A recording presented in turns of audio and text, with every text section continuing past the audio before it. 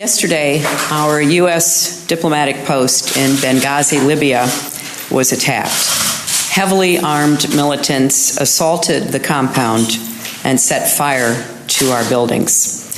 American and Libyan security personnel battled the attackers together. 4 Americans were killed.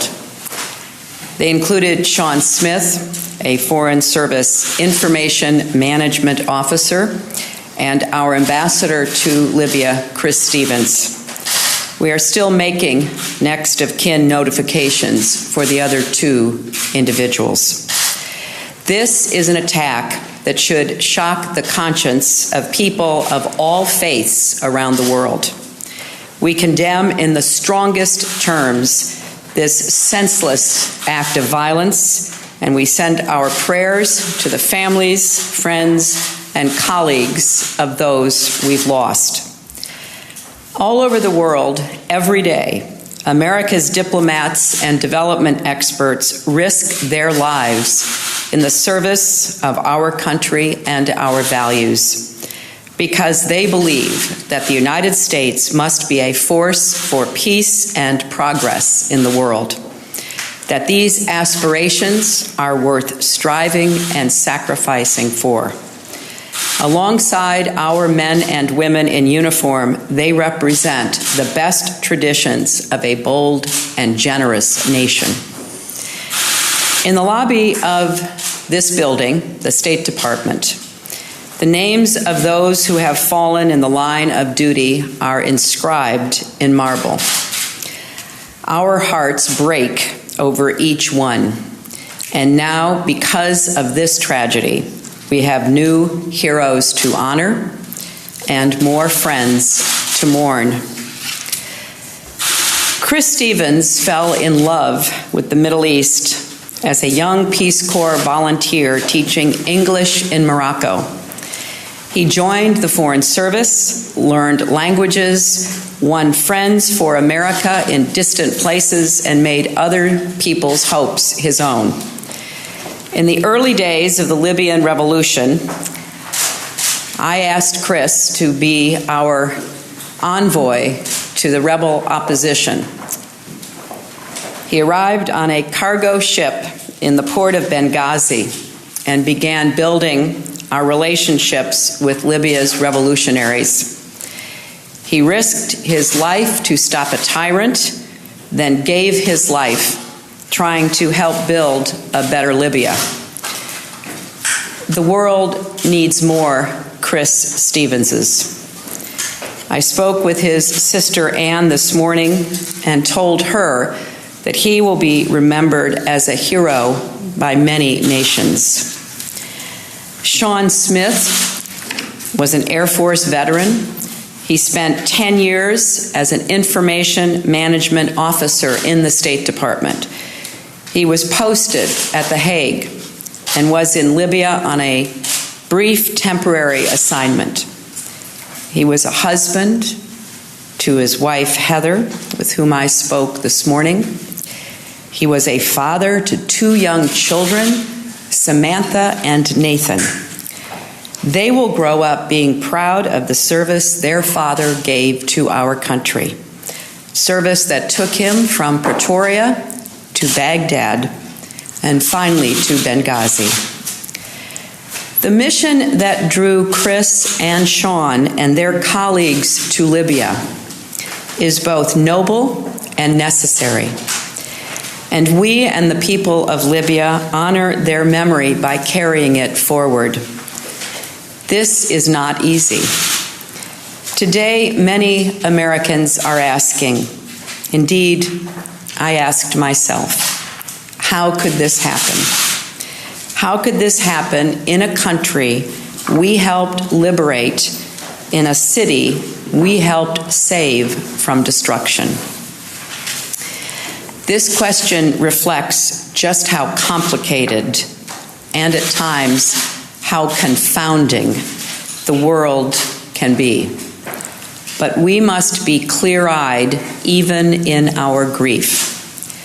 This was an attack by a small and savage group not the people or government of Libya. Everywhere Chris and his team went in Libya, in a country scarred by war and tyranny, they were hailed as friends and partners. And when the attack came yesterday, Libyans stood and fought to defend our post. Some were wounded. Libyans carried Chris's body to the hospital, and they helped rescue and lead other Americans to safety. And last night, when I spoke with the president of Libya, he strongly condemned the violence and pledged every effort to protect our people and pursue those responsible. The friendship between our countries, born out of shared struggle, will not be another casualty of this attack.